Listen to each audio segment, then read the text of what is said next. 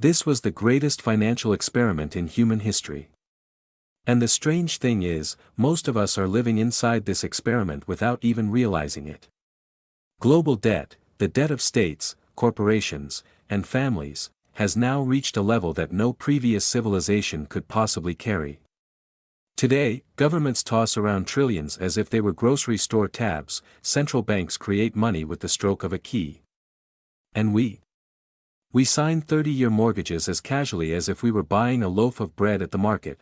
We talk about debt as if it were normal, harmless, and infinite. But the reality is far more unsettling. Debt has always been an instrument of power, a weapon of control. And it has now become a ticking time bomb waiting for the right spark. The real question isn't whether this mountain of debt will lead to a crisis, it's who will pay the price when the system eventually resets. We must understand that debt is as old as civilization itself. The first clay tablets in Mesopotamia didn't contain poetry or philosophy, they recorded who owed whom how much grain or livestock. In ancient societies, debt wasn't just economics, it was sacred. To prevent society from collapsing, kings and priests would occasionally declare a jubilee, a total cancellation of all debts in a single stroke. Think about that, the system required a format just to survive.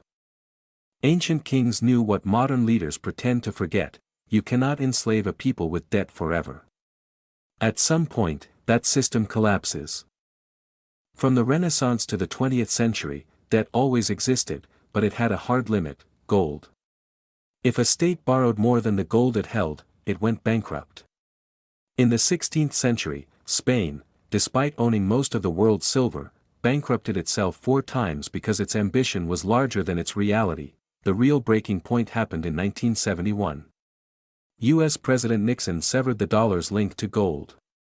In that moment, a silent revolution occurred. Money detached from the physical world and turned into a piece of paper based solely on trust. States could now print limitlessly and borrow infinitely. Debt was no longer a finite thing, it became an infinite abyss. The 2008 crisis wasn't just about housing prices. It was about debt piled upon debt. Imagine a pyramid: when a single stone at the bottom shifted, the entire structure shook.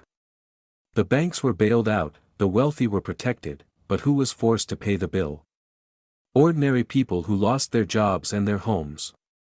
Debt is not a neutral tool, it is a system designed to protect the powerful. Today, global debt has exceeded $300 trillion. That is nearly 4 times the size of the entire global economy. Japan, the US, China, they all believe in the same illusion: debt can grow forever. But debt always has consequences. It distorts behavior, creates bubbles, and most importantly, it enslaves future generations. Every cent borrowed today is a right stolen from the labor of tomorrow. When the state goes into debt, it doesn't come and knock on your door. It opens an account in your name and writes the debt there. When you swipe your credit card, you aren't actually making a payment, you are taking a loan.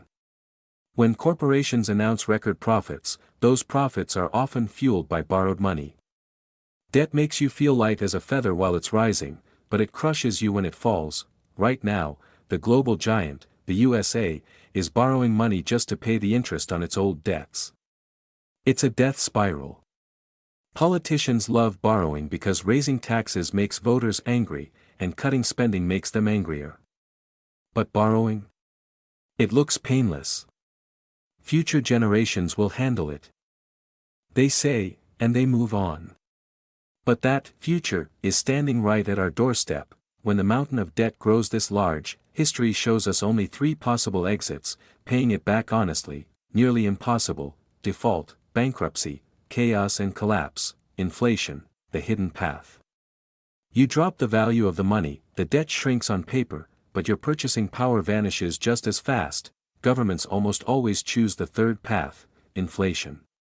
Because it is a silent tax. When prices rise by 10%, your savings melt by 10%, but the state's debt also lightens by 10%. This is the oldest trick in the book. Understanding debt is not just about knowing economics, it is about survival. If you don't see the trap, you will live in that prison without ever realizing you've been taken captive. So, what should we do? Drop the illusions, understand that debt is not neutral, see the historical cycle. No empire has ever escaped the reckoning of debt. Protect yourself, don't panic, but accumulate knowledge and assets that have real value, things that don't rely solely on a piece of paper or a promise. This system doesn't make mistakes, it was designed to work exactly like this. Debt builds up, leaders deny it, the crisis explodes, and society resets. Your only choice is whether you enter this cycle with your eyes open or blind. Global debt isn't just a number on an Excel sheet, it is a massive shadow looming over our future. If we don't learn, it will crush us just as it crushed every empire before us.